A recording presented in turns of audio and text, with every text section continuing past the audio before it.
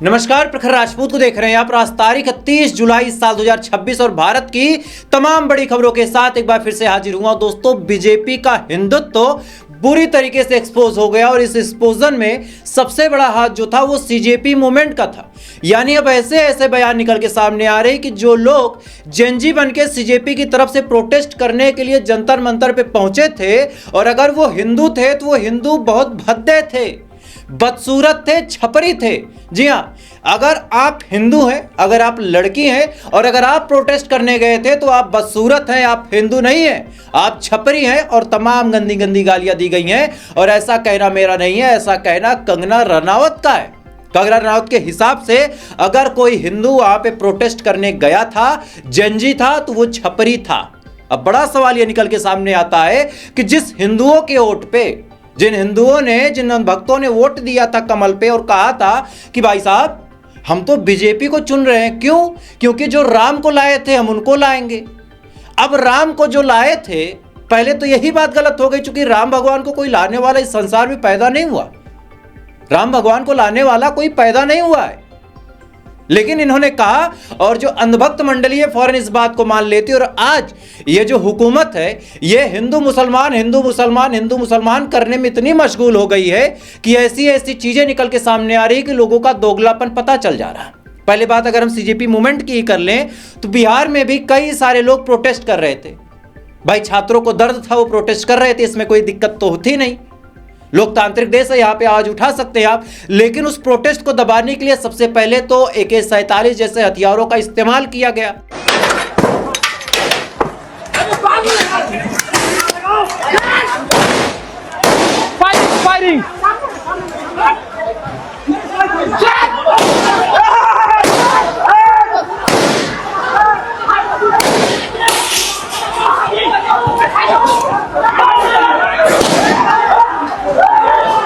Firing मारिए जल्दी sir. अब ऐसे हथियारों के बाद भी जब ये हिंदूवादी सोच ठंडी नहीं होती, जब इनका ईगो सेटिस्फाइड नहीं होता, तब इन लोगों के जहन में एक सवाल आता है कि चलो कोई मुसलमान पकड़ते हैं और मुसलमान को प्रताड़ित करते हैं। अब जरूरी नहीं कि वो जो मुसलमान है वो मुसलमान भारत में ही हो या फिर कहीं और हो। खबर यह निकल के सामने आई कि बिहार में रहने वाला एक शख्स जिसका नाम मोहम्मद सदाकत है, वो बेचारा 4 महीने से रशिया में रह रहा, लेकिन प्रोटेस्ट के नाम पे उसके ऊपर भी कंप्लेन की गई है और उसके नाम भी FIR कर दिया गया है। और यह कहा गया है कि जो मोहम्मद सदाकत था वो प्रोटेस्ट में तोड़फोड़ कर रहा था। अब चूंकि मुसलमान था तो इसकी आवाज उठाने वाला कोई नहीं है, लेकिन मोहम्मद सदाकत ने खुद अपना वीडियो रशिया से बना के शेयर किया है और मैं चाहूंगा कि मोहम्मद सदाकत का वीडियो देखें आप। मैं मोहम्मद सदाकत कौनन राही, घर साथ मेरी कुलबिट्टा, वार्ड नंबर 12। मैं पिछले 4 महीने से रसिया में हूँ। 24 तारीख में LRP चौक में नीट पेपर लीक के खिलाफ जो प्रोटेस्ट हुआ, बहादुरगंज प्रशासन द्वारा उसमें मेरा भी नाम आया गया है। तो मैं पिछले 4 महीनों से जबकि रसिया में हूँ, इसलिए मैं प्रशासन से अनुरोध करूंगा कि मेरा भी नाम वापस लिया जाए। इसके लिए मैं प्रशासन का आभारी बना रहूंगा।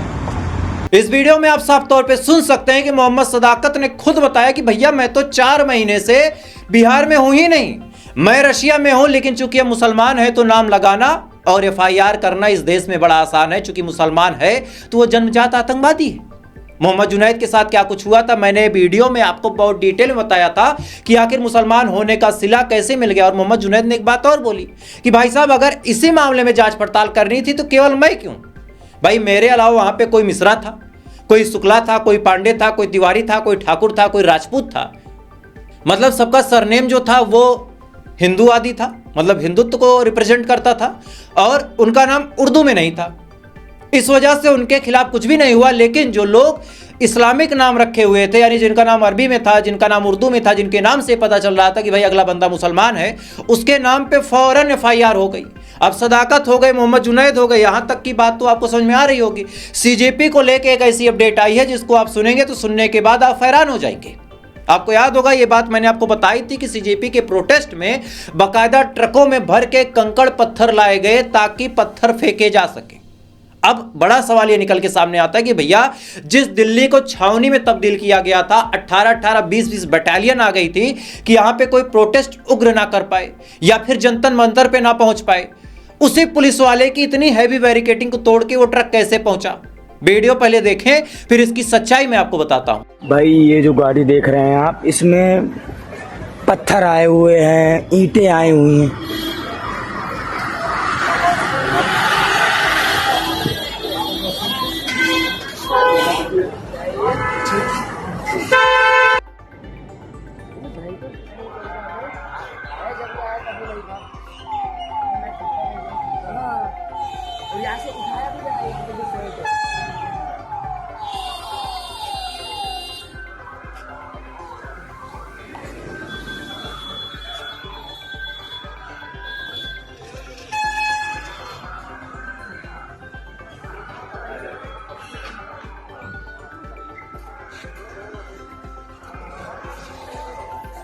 इस वीडियो में आप साफ तौर पे देख और सुन सकते हैं कि किस हिसाब से ट्रक को लाया गया है और आरोप यह लगाया जा रहा है। और कई सारी न्यूज एजेंसियों ने जब स्वतंत्र जांच पड़ताल की तो पता चला कि भैया कुछ दिन पहले लगभग 15-16 तारीख की यह बात है जब इस ट्रक का एक वैन से एक्सीडेंट हुआ था।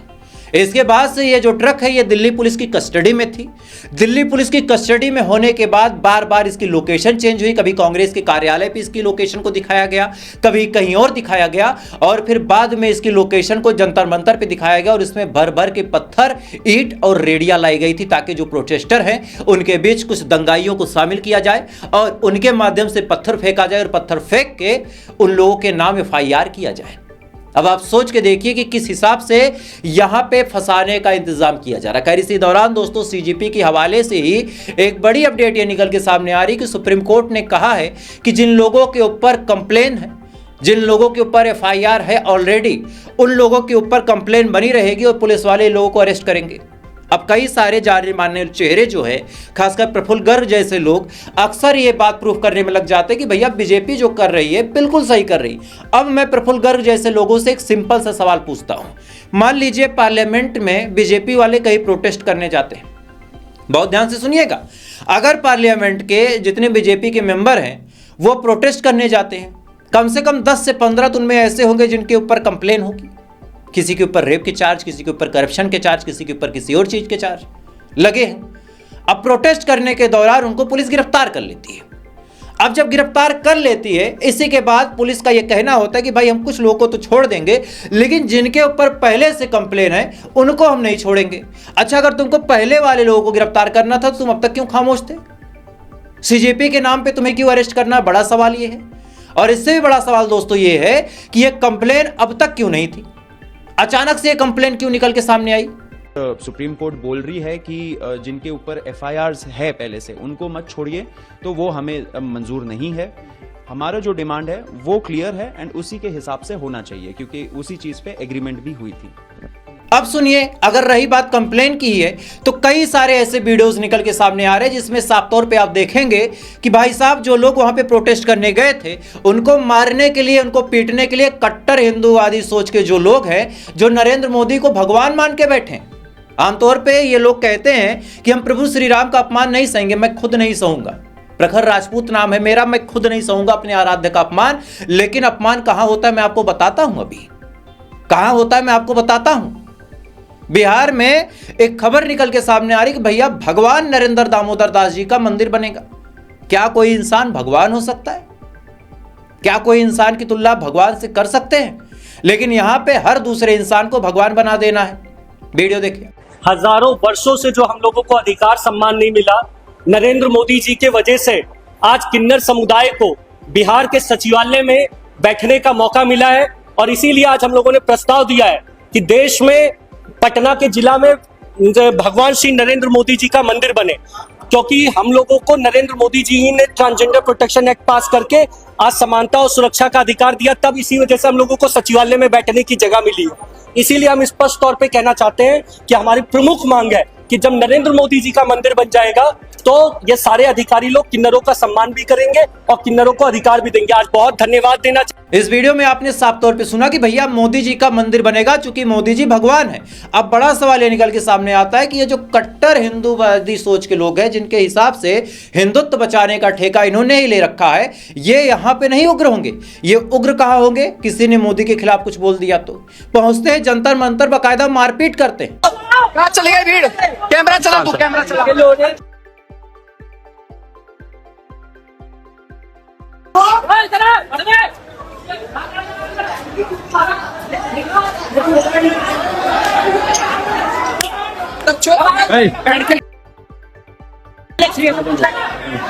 अबे मैंने किसको हाथ लगाया भाई?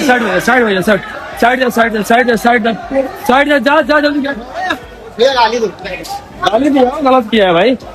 वो गाली दे रहा है लड़की को। इस वीडियो में आपने साफ तौर पे देखा कि किस हिसाब से प्रोटेस्ट करने वाले लोगों को अचानक से कुछ गुंडे पहुंचते हैं और पहुंचने के बाद मारने पीटने लगते हैं। अब दिल्ली पुलिस से मेरी ये रिक्वेस्ट है कि भैया वीडियो मैंने खुद आपको दिखा दी, आपको मेहनत नहीं करनी है। फौरन वहां पे जो AI डिटेक्टेड कैमरे लगे थे, जिसके माध्यम से आप ये डिटेक्ट कर ले रहे थे कि भैया कौन यहाँ पे चोर है, किसके ऊपर कौन सा मुकदमा है, फला शख्स कहाँ का है, इसकी क्या हिस्ट्री रही। जब सारी कुंडली आपके पास है तो इन गुंडों को भी निकाल लें आप, और निकालने के बाद इनको आप अरेस्ट कर लें। लेकिन ये काम आपसे नहीं होगा।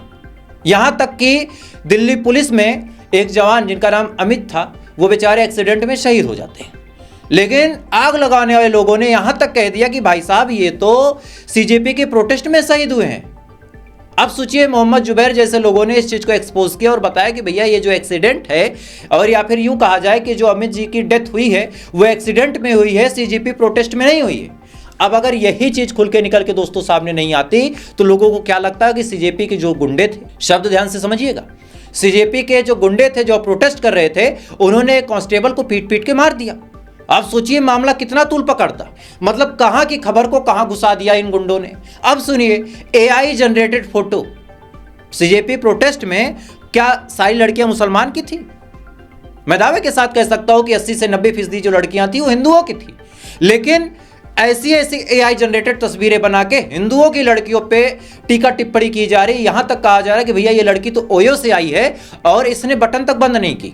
बाद में जांच पड़ताल हुई तो पता चला कि भैया ये जो तस्वीर है ये तो AI जनरेटेड है और इस तस्वीर का वास्तविकता से कोई लेना देना नहीं है।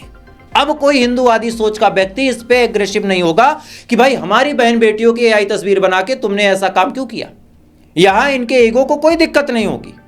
दिक्कत कहां होगी कि कोई मोदी के खिलाफ बोल दे, कोई BJP के खिलाफ प्रोटेस्ट कर दे, या फिर कोई मोहम्मद जुनैद जैसा इंसान खाना खिला दे। इस देश में हिंदू मुसलमान इस कदर आगे बढ़ता चला जा रहा है कि भाई साहब खबर निकल के सामने आई है कि जब तक कांवड़ यात्रा चलेगी, जब तक कांवड़ यात्रा चलेगी तब तक एक हाईवे को ही बंद कर दिया गया है। मतलब अगर कोई एम्बुलेंस वाला वहां से जाना चाहे तो नहीं जा सकता, कोई परेशान है, कोई बीमार है, किसी का ऑफिस छूट रहा, नहीं जा सकता। क्यों? क्योंकि कावड़ यात्रा निकल रही है। लेकिन वहीं योगी आदित्यनाथ जी कहते हैं कि सड़क पूजा के लिए नहीं होती, सड़क नमाज के लिए नहीं होती, सड़क केवल चलने के लिए होती है, और जिसको अपना धार्मिक अनुष्ठान करना है अपने घरों में करे या फिर अपने ईदगाह में करे। क्या कुछ कहा था, सुने जरा। लोग मुझसे पूछते हैं साहब आपके यहाँ यूपी में क्या सड़कों पे सचमुच नमाज नहीं होती? मैं कहता हूं कतई नहीं होती है, आप जाके देख लो, नहीं होती है। अरे सड़कें चलने के लिए है या कोई भी व्यक्ति आकर के चौराहे पे आके तमाशा बना देगा? क्या अधिकार है उसको सड़क रोकने का? आवागमन बाधित करने का कौन सा अधिकार है? जहां उसका स्थल होगा वहां जाके करें। उन लोगों ने मुझसे कहा साहब कैसे होगा, हमारी संख्या ज्यादा है। हमने कहा शिफ्ट में कर लो, तुम्हारे घर में रहने की जगह नहीं है तो भाई संख्या नियंत्रित कर लो, और नहीं है सामर्थ्य क्यों बेकार आगे संख्या बढ़ाई जा रही है। और ये चाहिए आपको कि अगर आपको सिस्टम के साथ रहना है तो याद करना, हम उन नियम और कानून को मानना शुरू करें। कानून का राज होगा, कानून के राज को सबको समान रूप से लागू करेंगे। इस वीडियो में आप साफ तौर पे सुन सकते हैं कि योगी बाबा ने भैया कह दिया है कि सड़क केवल चलने के लिए होती है। लेकिन फिर बड़ा सवाल ये निकल के सामने आता है कि आखिर हाईवे को क्यों बंद किया गया। और ये NDTV की रिपोर्ट है, प्रखर राजपूत की नहीं। ऐसा ना हो कि भैया कल को मेरे ऊपर आप FIR कर दो। ये NDTV की रिपोर्ट है, पहुंच जाए बुलडोजर NDTV के ऑफिस को गिरा दे, ध्वस्त कर दे, आई डोंट केयर, कर लो भाई। अगर वो अगली पार्टी जो है वो गलत खबर दिखा रही तो कर लो बंद। अच्छा, मोदी साहब लाइव आके कहते हैं फ्रेंड्स मैंने ये कर दिया, मैंने मसौदा तैयार कर दिया, अब सीजेपी में जो लोग हैं सबको इंसाफ मिल जाएगा और जो पेपर लीक का मामला है उसमें हम तो सजाए मौत से ऊपर की सजा दे देंगे, जिल्ले इलाही ने कहा। लेकिन अब सुनिए, उसी में कुछ स्टूडेंट ने कमेंट किया और कहा कि साहब ऐसा है, आपका जो कैमरा बड़ा पास है, ध्यान दीजिएगा, आपका कैमरा जो है बड़ा पास है, इसको थोड़ा सा दूर करके वीडियो बनाए, एंगल सही आ जाएगा। अगले दिन जो मोदी साहब है इंस्टाग्राम पे अपनी एक रील अपलोड कर देते हैं। फ्रेंड्स, विद्यार्थियों के भविष्य के लिए भारत सरकार लगातार अनेकविध कदम उठा रही है और इस अपलोड रील में मोदी साहब जी का एंगल भी बिल्कुल परफेक्ट, लाइटिंग बढ़िया, फेस पे ग्लो बढ़िया, फिल्टर बढ़िया, सारी चीजें बढ़िया। अब ये सजेशन कमेंट से भाई साहब ने मान लिया, लेकिन वहीं जो लोग उसी कमेंट में कह रहे थे कि साहब ऐसा नहीं, ऐसा हो जाए तो मजा आ जाए, जो प्रोटेस्ट हो रहा है इस पे आप लाठियां ना चलवाएं, ये आपके अपने लोग हैं, इनके माँ बाप ने आपको वोट दिया, वो सजेशन नहीं दिखा। आज इसी को लेकर प्रियंका गांधी बाकायदा जो पार्लियामेंट है वहां पे अग्रेसिव दिखी, वीडियो देखें आप जेन जी का भरोसा वापस जीतना चाहते हैं तो नए नए एंगल से, अपने फोन से नए नए वीडियो बनाने से नहीं होगा।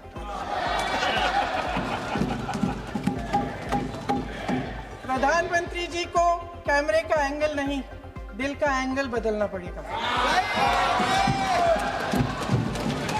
इस वीडियो में आप साफ तौर पे देख सकते हैं कि किस हिसाब से प्रियंका गांधी ने कितनी वाजिब बात बोली और कहा कि भाई साहब एंगल बदलने से दुनिया नहीं बदलेगी, आपको एंगल नहीं बदलना है, आपको अपनी सोच का एंगल बदलना है। ये जो प्रोटेस्ट करने वाले थे ये आपके अपने लोग थे, ये इस देश की आवाम थी। आप सोचिए, पाकिस्तान में प्रदर्शनकारियों पे गोली चलाई जा रही है, पूरी दुनिया में पाकिस्तान की बेइज्जती बेहुरमती हो रही है, लेकिन सेम काम अगर आप भी करेंगे तो फिर मतलब क्या बना? What is your point? अच्छा, मोदी साहब ने कहा था कि हम वीआईपी कल्चर खत्म कर देंगे। जयपुर का एक वीडियो आपको दिखा रहा हूं। जयपुर में भाई साहब वीआईपी प्रोटोकॉल किसी का था, कुछ लोग रोड किनारे खड़े थे क्योंकि बरसात हो रही थी, पुलिस वाले वहां भी पहुंच के उनको भगाने लगते हैं।